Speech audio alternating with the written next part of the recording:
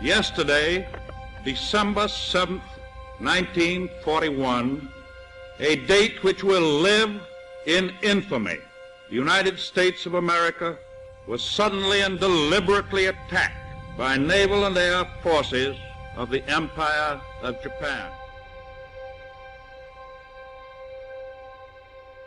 The world still walks in the shadow of another world war. To meet the crisis which now hangs over the world, we need many different kinds of strength: military, economic, political, and moral. And of all these, I'm convinced that moral strength is the most vital.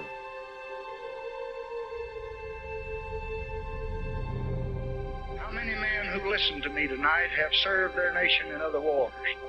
How very many are not here to listen? The war in Vietnam is not like these other wars, yet finally, war is always the same.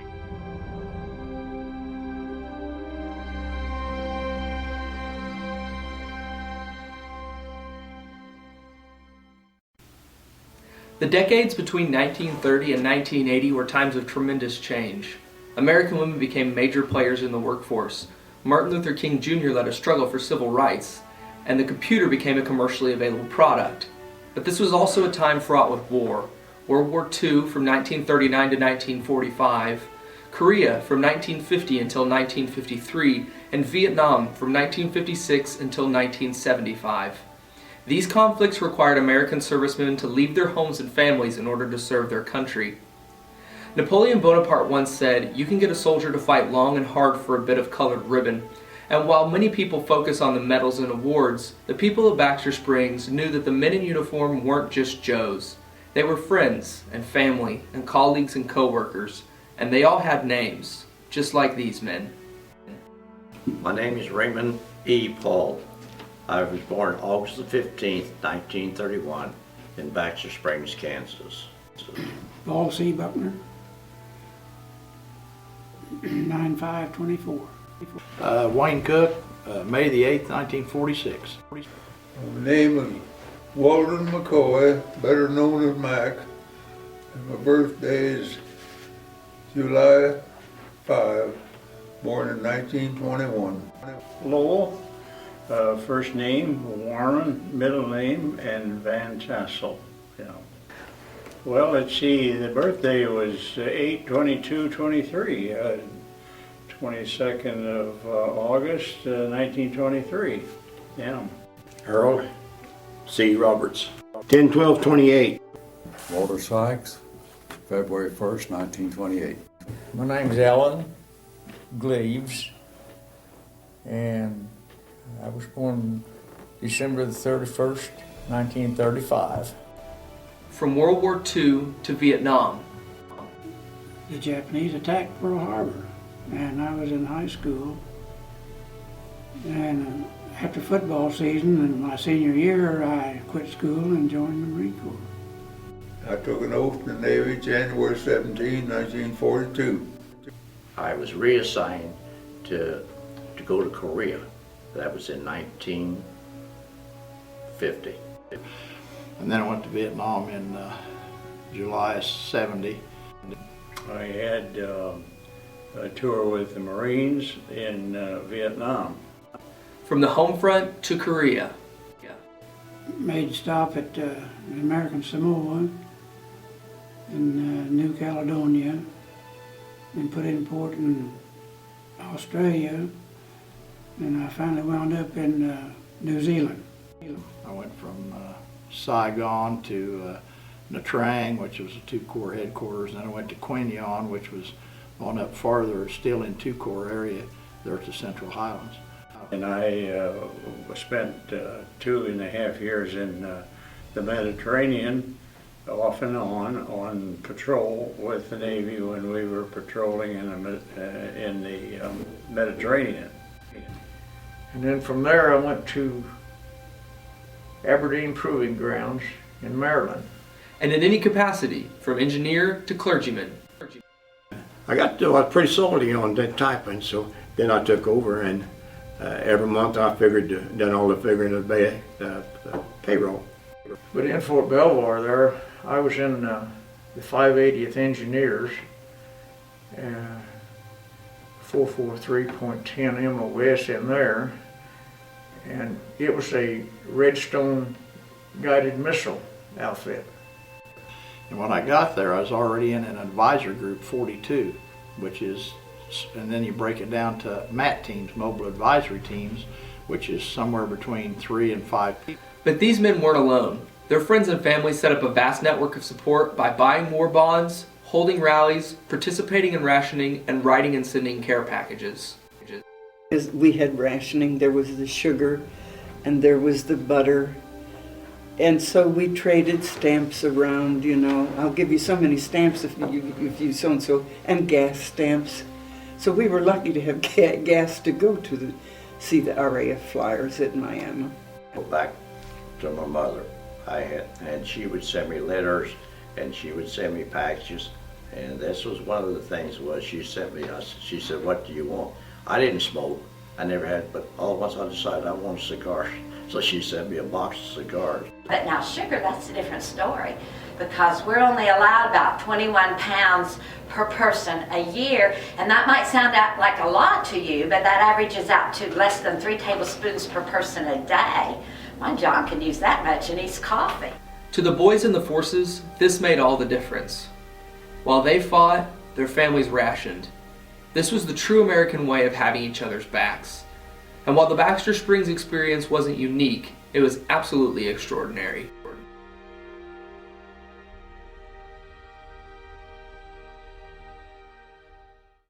World War II began in 1939 when Germany invaded Poland. The United States did not enter the war until December 7th of 1941. This day that Franklin Roosevelt called the Day of Infamy began with Japanese bomber pilots attacking the Pearl Harbor Naval Base in Oahu, Hawaii. Over 2,000 American servicemen lost their lives during this attack, and the event led to many young men enlisting in the armed forces. So now we're stationed in the States and then overseas. I had a horror of having a bayonet stuck in my stomach. So I had a chance to go in the Navy. I took it. First time I went to sea, we were leaving San Francisco and going to Honolulu, Pearl Harbor. We had a typhoon, and our ship was breaking up in parts. There were 2 compartments completely sealed off, leaking so much water. We had 40-some degree roll. All the life rafts were gone, and but we were in that typhoon for 4 hours and then got out of it.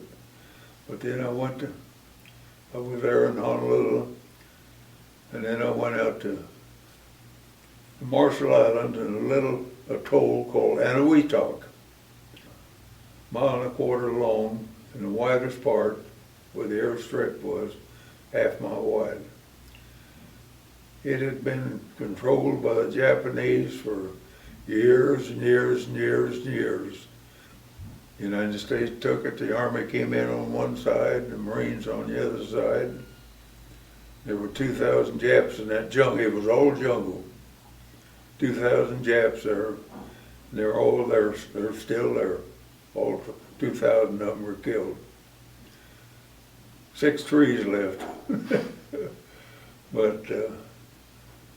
But I was there until the war ended, and it was something.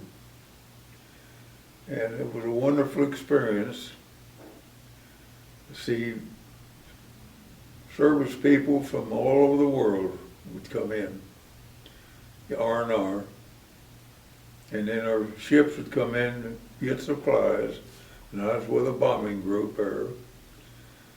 But submarines, Japanese submarines couldn't get in because of the nets that we had. So, but I've seen people die, and it's not pleasant. Well, I was doing a little work at night, and I'd have to go circulate around on a atoll, drive around in a Jeep, no lights, see, because you couldn't have lights because of the Japs still. They were still fighting then. But we had Spam for 3 months, morning, noon, and night. That was all you had for the meat. And man, it got awful tiresome, but one time we got a big shipment of chicken. They were going to have fried chicken. That's one Sunday.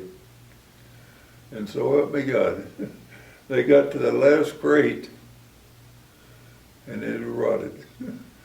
So they took all the chicken, threw it out the harbor, fed the sharks. Oh, and we were a bunch of disappointed sailors, I tell you. I was doing a lot of work at night, and one morning I'd sleep till 9 or 10 o'clock in the morning, and one morning somebody shook me. And I looked up at my brother. He was an Air Force officer, and he's on his way to Guam. And if you can imagine, be out there 3,000 miles out there and your brother wakes you up. But he said, thank God they had a good navigator. We said, when we landed and then we talked, we had 30 minutes of gas left in our plane. In November of 1943, the United States forces landed at Tarawa in Operation Galvanic. This 3-day battle claimed the lives of over 1,500 American servicemen and also the lives of 4,500 Japanese soldiers. We hit the beach on November the 20th. We had 150 some, I think, and we lost over 100 of them in the first wave going in. And my corporal was right in front of me, and we would all really scrooched down together against each other. Well, he was hit, and then my second gunner behind me, he was hit, and a rifleman on my right, he was dead before we even got to the beach. So we got to the beach. The corporal, he was slightly wounded. He didn't have any real bad wound. He said, leave the mortar and the ammunition and get out of here. So he bailed over the side, and I followed right behind him. But before I went, I turned around and told Rocky behind me, I said, we're getting out, leave the ammunition. He said, I'm not getting out. He said, I'm hit. Well, it wasn't about 10 minutes later, Rocky was up there right against my feet with his head, and I said, I thought you weren't getting out. He said, they hit me again. We went over this, we was up against this seawall trying for protection. We had our lieutenant leading the mortar section, the machine gun section. He sent one of my squad members down the seawall to see if he could make contact. You know, I never saw Andy again. He died there. But anyhow, we went on in and made it up to right close to the edge of the airstrip. And the lieutenant was still there with us at that time, and it probably wasn't over a dozen of us. But our Navy dive bombers was dive bombing right out in front of us, and that shrapnel was going over our heads from them. So he had me and another boy peel off our white T-shirts, and he sent me out on that airstrip to lay them down so the Navy bombers would quit bombing us. We advanced to the airstrip, the edge of the airstrip, and that's what we was after. That's all there was on this island. It's less than a square mile in size, this whole island. Well, I finally run into another mortar squad down there, and a bazooka squad. I set it up, and I don't know, we had 6 or 8 shots there, and we fired every shot we had at 100 yards. But we stayed there that night, and we had a bomber made a trip every night. And we were laying there against that seawall, and he dropped one in the bay right behind us, and it blew us up into the air. And an old big boy was on my right-hand side. He was bigger than I was, and he went higher in the air, and he came right down on me. Pushed my face down in that coral sand. But we were spitting sand there for a while. And then the next morning, when we went back down the seawall, we made it over to the other shore. And late that evening, the 6th Regiment came from the other end of the island. They got in unopposed, and they just marched right down through, and they marched through our ranks, what few of us there was, and relieved us, and so our fighting was over then. World War II officially ended in 1945 with the fall of Berlin and the death of Adolf Hitler. It was the deadliest war in history, costing over 60 million lives, 400,000 of those being American servicemen. The people of Baxter Springs shared in this sacrifice for the cause of world peace, but the rise of the Soviet Union led to a series of proxy wars between the ideologies of communism and democracy. Included in these conflicts were the Korean and the Vietnam Wars. The Korean Peninsula lies east of Russia and north of China and Japan. After World War II, it was divided into North Korea and South Korea. Communist Russia influenced the north, while the south remained under the democratic influence of the Western world. In 1950, North Korea attacked the south over the 38th degree of northern latitude, commonly called the 38th parallel. This led to the United Nations police action that began the United States' involvement in the Korean War. The call came, and many men had to make large sacrifices in order to serve their country. I took a machinist school, beginner's machinist school, and then I took truck driving, I took welding, I took metal working, I took every kind of school like that I could, and then I took it. They told us, I wanted to go overseas at that time, and they told us, they said, if you'll take the advanced machinist course, that everybody goes overseas. So I took the advanced course, and there was 22 of us in the class, and it was 20 weeks long, 22 of us in the class. Well, 20 of them went overseas, and 2 of us went to Fort Belvoir, Virginia. So I didn't get to go overseas. I was willing, you know, but of course, I guess they wanted me right at that time. And then the boys, so I kind of took care of the guys aboard ship. Back in them, you know, you wasn't making much money. So the guys had allotments. I was single, and I'd send money back home to the folks, the bonds stuff. But had guys aboard ship were married, and they had their wives, and they had allotments going to their wives. Well, a lot of times them boys wouldn't have but $5 to $10 come for payday. That's all they had to pay, because we paid the 5th and the 20th of every month. And so they'd come to him and they'd say, Harold, said, can you give me an extra $5 this month? I said, yeah, I'll give you extra $5. So I gave him extra $5 on pay. But I said, now remember, I said, next month you'll be short $5 plus what you got. That's all right. I said, I want to pull Liberty. He said, no, I got $15 and I can pull Liberty. I said, okay. So that's the way I took care of them guys, you know. So you didn't do nothing illegal, and you just helped the guys. You didn't do too much of that, but I helped the guys out a little bit, and then they appreciated that.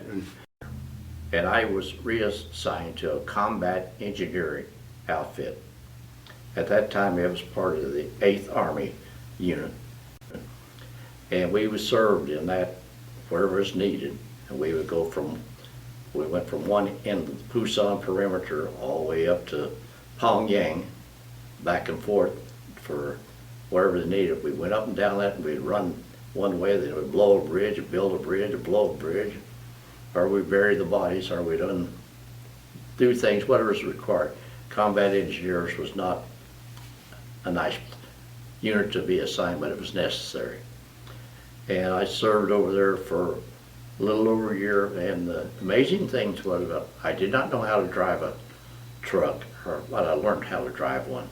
We went through I was through there from summer, fall, winter, spring, and summer again, all different climates up and down the peninsula there.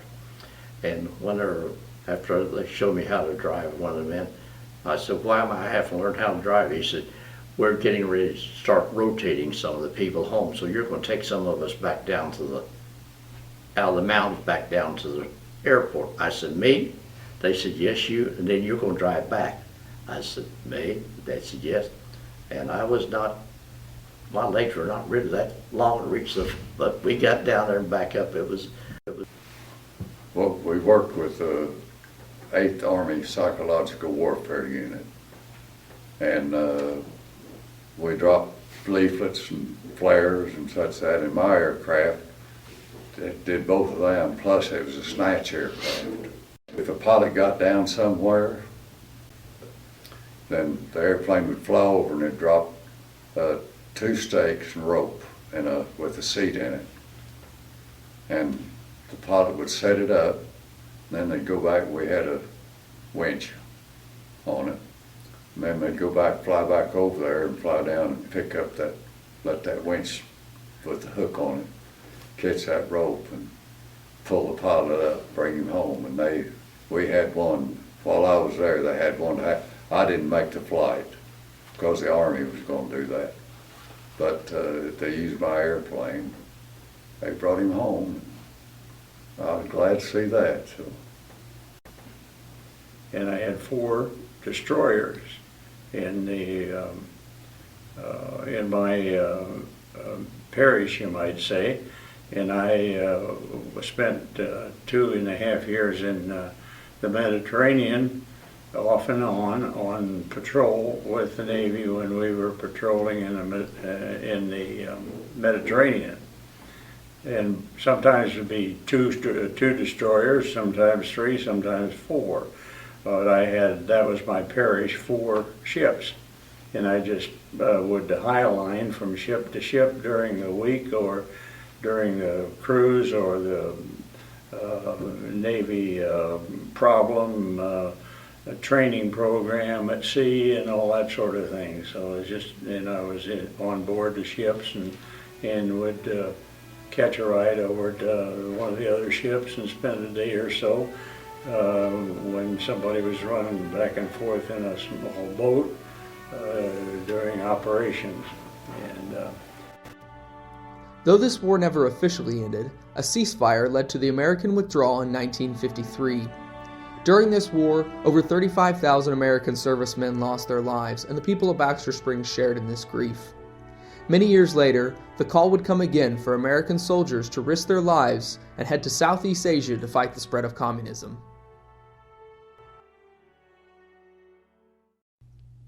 Vietnam may be one of the most controversial wars in American history. Prior to World War II, the French imperial landholdings included this area in Southeast Asia. But the Vietnamese leader, Ho Chi Minh, established the League for the Independence of Vietnam, which received aid and military advice from Communist China.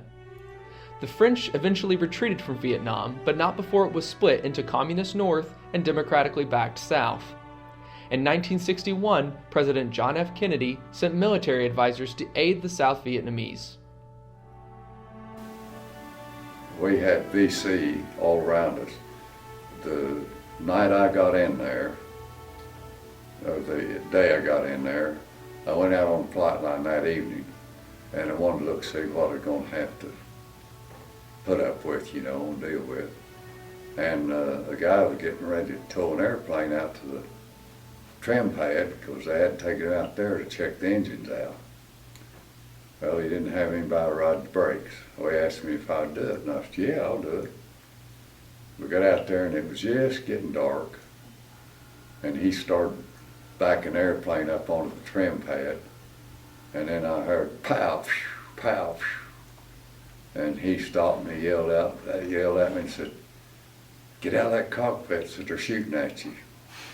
So I slid out of it and down and got on, and we got out of there, and he said, "This happens to us quite a bit coming out here at this trim pad." And I thought, boy, the first night you're in here, get shot at. We did a lot of, my team, we did a lot of night ambushing. And we'd get security and intelligence report where they'd be running supplies, guns, ammo, food. Sometimes nobody came by. You know, you set up a L shape, which you come down one way, it's an L-shaped 90-degree ambush, and you wait till they get all the way along the trail, all the way around to the other side. This is infantry tactics, all the way around to the other side, and then you start engaging the enemy. And sometimes it didn't. Sometimes the South Vietnamese, they started shooting before they were even in position. One night we went out, and it was they were supposed to be running a bunch of medical supplies. Only that night, and the weather didn't bother them. The worse the weather was, the monsoons, the rain, and that was, they figured that the Americans probably, or the other Vietnamese, wouldn't be out. But we went out that night. We walked a long way, and it was just pouring down rain in the mud and stuff. And they came, the group coming along, bringing all the medicine, so we ended up contact with them. So it kind of was that right there. Our group, the Vietnamese, started shooting before they were supposed to, and then the Viet Cong got mixed up with all of us, and all the Vietnamese that was with us, and it was just, they were all screaming and hollering and talking in Vietnamese, and that was the night I got wounded. It was a mess, you know. So being out, finally, everybody kind of broke contact, and they brought a medevac out for me, and then 2 Vietnamese got wounded real bad. So they brought a medevac out, just one lone helicopter, about midnight or 1, and took us back. The work of the chaplain is just trying to face those kind of things with a younger person, particularly. And see, I was old enough to be the dad for some of those kids. I didn't have to carry a bunch of weight. I had a young Marine that was assigned to me as a chaplain's assistant, and he took care of my heavy lifting, if I can put it that way. And he was glad to. He was just the sweetest guy you ever would want to know, and he wouldn't let anything bother me, and he always knew where I was. Always. But he didn't want me hurt, you know. And I didn't get hurt. And we had some pretty interesting afternoons, I can tell you. Yeah. Nighttime too, but it seemed like we always had the larger contact during the day. The last of the American servicemen left Vietnam in 1973. This war cost the lives of over 55,000 American soldiers and was ultimately viewed as a failure. This shadow was only darkened by the fact that many soldiers received poor treatment upon their return home. Although this, as in the other wars, was not possible without the network of support that the family and friends set up back home. When many people think of foreign wars, they forget the vast network of support that was set up by family and friends back home. Many supported their troops by growing victory gardens or buying war bonds. Some organizations, such as the USO, were established to make the soldiers more comfortable. They did this through concerts and dances provided for the servicemen. How I came to be involved with the USO, if that's what you're interested in, my friend Ruthie Cook Botero, Wayne Cook's aunt, worked at Spencer Chemical, and there was a person came wondering if there were young women who were interested in belonging to the USO organization, and in traveling to the Signal Corps group at Camp Crowder. Well, she told me about it, and so I thought, why not? I was 20, and there would be a bevy of young men to be seen. Let's see, some of the people I remember that were with me, they are all gone now, except one, and they can neither corroborate or dispute what I'm saying, but I'm trying to remember. It was Mary Leffler, Arnola and Gladys Cluck, Ruth Cook Botero, Elizabeth Cook Dietz. Elizabeth met her husband at Camp Crowder, married him, and moved to Minnesota. We were checked in by our card number and name, and we were not allowed outside the building. But I don't recall any, heavy-handed chaperoning. We were adults, but it was delicious. You dance with one fella and pretty soon tap another fella. It was delicious. When you became acquainted and you sized them up and you felt that you were simpatico, you would ask them, would you like to come to dinner, or we're having a picnic Sunday, would you like to come? Well, of course they were thrilled, On the RAF flyers at Miami, we dated them, and they were different. And one time, Ruthie and Elizabeth's mom asked them, I think maybe 4 or 5, to Sunday dinner. And I'll never forget it. We had things like corn on the cob and potato salad and stuff like that. And when he saw the corn on the cob, he said, we feed that to our pigs. I'll never forget that. Needless to say, he didn't get a return invite. One girl from here, Eloise Ross, the daughter of a teacher, Randall Ross, she married a fellow from the RAF, and I think they moved to Canada and lived there. I enjoyed it really, truly. Everybody, the spirit then will all pull together. But the general feeling in my heart was that we were all in a common endeavor to help as much as we could, even if we couldn't be on the front line. Here at the Baxter Springs Heritage Center and Museum, we host special events called Living History. These portraits give guests the idea of what it was like to live during the time. Here is Deanne Benz giving her portrayal of a housewife during the early period of World War II. Gas rationing. I told you that we had an A stamp. An A stamp means you get 3 gallons of gas a week, and you're not supposed to use it for pleasure driving. Now, a B stamp means you're necessary for the war, and so they let you have 8 gallons a week. Now, a C stamp means that you are a doctor or a member of the clergy, and they give you much more. And then there's the T stamp, that's for truckers, and they can get all they want, but has to put straight into their tank of the truck. Then there's the X stamp, and wow, that's caused a lot of controversy. That's for congressmen. They can get all they want. And a lot of people were really, really, really upset about that. And you know what I didn't understand? The main reason for gas rationing was to keep people from driving so they wouldn't wear out their tires, because rubber is so scarce.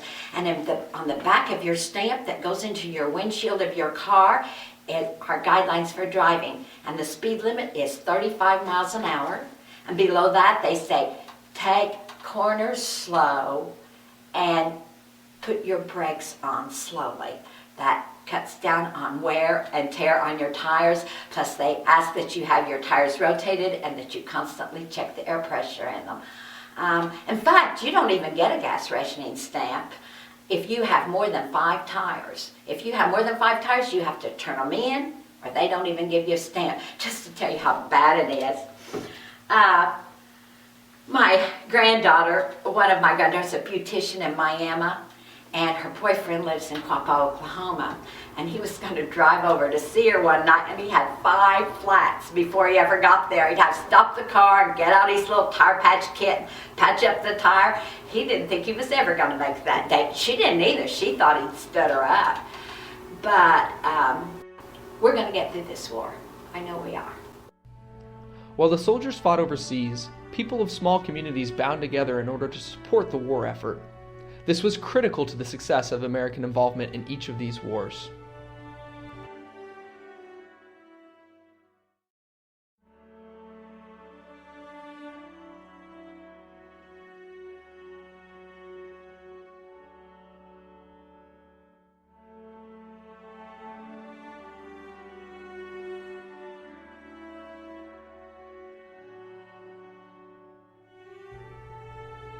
As we have seen, we owe a great debt to the soldiers who fought in these foreign wars. But we have also seen that the family and friends who supported their soldiers were equally as important. During World War II, Korea, and Vietnam, the people of Baxter Springs bound together. They found common ground, they supported their country, and they supported their servicemen. The people of Baxter Springs' experience was not unique, but it was absolutely extraordinary.